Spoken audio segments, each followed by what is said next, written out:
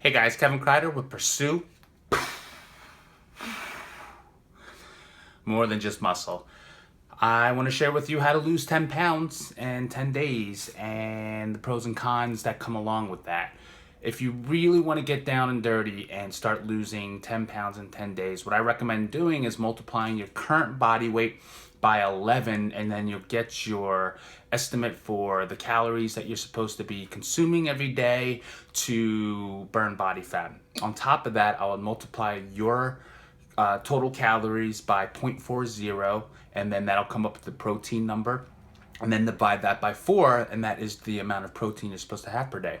Then multiply that same number by 0.40, and then divide that by 9, and then you will get your fats that you're supposed to have per day. And then that, no carbohydrates. You're not multiplying for that because you're going to go 0 carbohydrates.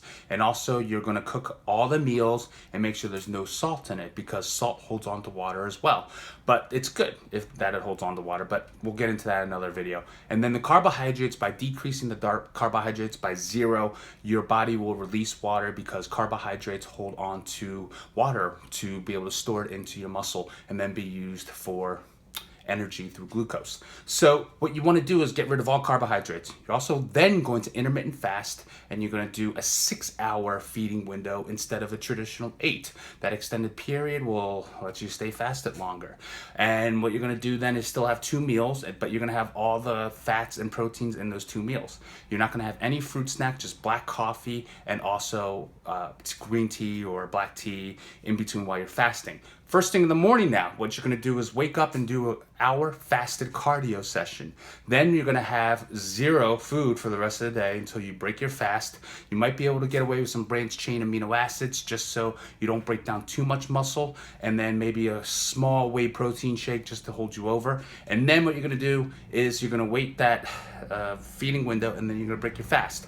And then you're going to go into a night session and do a weight training session. A weight training session up to 45 minutes of really heavy lifting, long rest periods, because you want to be able to get a heavy overload with lower volume, but at the same time making sure your body knows not to break down the muscle. It will break down the muscle, but just not as much. You're going to do that for 10 days, and you're going to take 2 days off though on the weekends for weight training, and then you should be able to really see yourself burning a ton of calories, and really it's going to be a lot. But each day you want to be about 2,500 to 3,000 calories in a caloric deficit. With all that extra energy that you're expending without carbohydrates, you'll be able to get that at least 1 pound of body fat or weight will be lost in those 10 days. So you should be able to crush that and at least have 10 solid pounds lighter in 10 days. Now, some people want to do this because they're like, oh, I have a vacation or I have a wedding I want to go into and look my best, or let's just say it's for a photo shoot. Yeah, you might look lighter, but I want to tell you, there's a lot of cons to that. Those were the pros. You're going to look lighter and you'll be 10 pounds lighter. And the problem with that is the cons are, the moment that you eat again, your body is going to be not in starvation mode, and it's going to see all that food and it's going to store it right immediately into your muscles, and then you're going to end up spilling over probably because you're going to binge eat because you're in such a caloric deficit for such a short period of time. But your mental energy, your willpower will give up, and then you're just going to binge and eat. Then you're going to feel guilty. Then you're going to gain 7 or 8 pounds the next day immediately. And then you're gonna be like, well, I'm 2 pounds lighter. A lot of that's gonna be water weight, yes, because now you have sodium and carbohydrates back in, so a lot of it's gonna be water weight.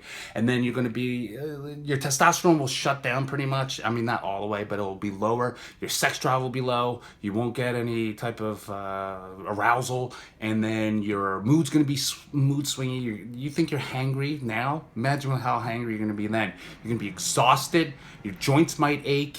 You won't get much sleep because you're so hungry all the time, and you're gonna look like crap in the face at least, but at least you're 10 pounds lighter, right? So that's the cons. There's a ton of cons, right? I'd rather just be in shape all year round, you know? Why do that to yourself? And the other cons that I can think of right off the top of my head is the fact that you probably won't have any social life. You might say some stupid stuff. You say some stupid stuff when you're in a caloric deficit like that low, and you're not eating any carbohydrates. You get angry pretty quickly. You really do it. I mean, I remember when I was first competing for a bodybuilding show, I lost like 30 pounds in like 8 weeks. 8 weeks. I was just eating no sodium. I was eating a lot of the same stuff like protein, such as like chicken, very low carb. I remember the only carbs I had was like first thing in the morning, which is oatmeal. And I lost the weight fast. And then after my first competition, I binged it and I gained literally 20 pounds the first week. 20 pounds back the first week after I was off that competition diet. And it was horrible. The rebound effect was horrible. Oh, that's another con. The rebound effect is horrible. You'll start feeling really bad about yourself, and you might cause another eating disorder. Who wants that? So those are the risks. Those are the cons, okay? But you got the pros. You're a little bit lighter for about 1 or 2 days until your willpower gives up, and then you go back to your old habits, even worse. So that's it. You can make your choice with that knowledge. And don't forget, like, your body's always trying to survive. Your metabolism's never linear. It will drop. Your metabolism will drop as you lower your calories and increase your intake. Your body's just not going to be efficient in burning calories like it used to. It wants to survive. Remember that, okay? So slow and steady will win the race in this one. Anyway, but it's up to you. It's your choice. Please subscribe to my YouTube channel, and I'll see you next week.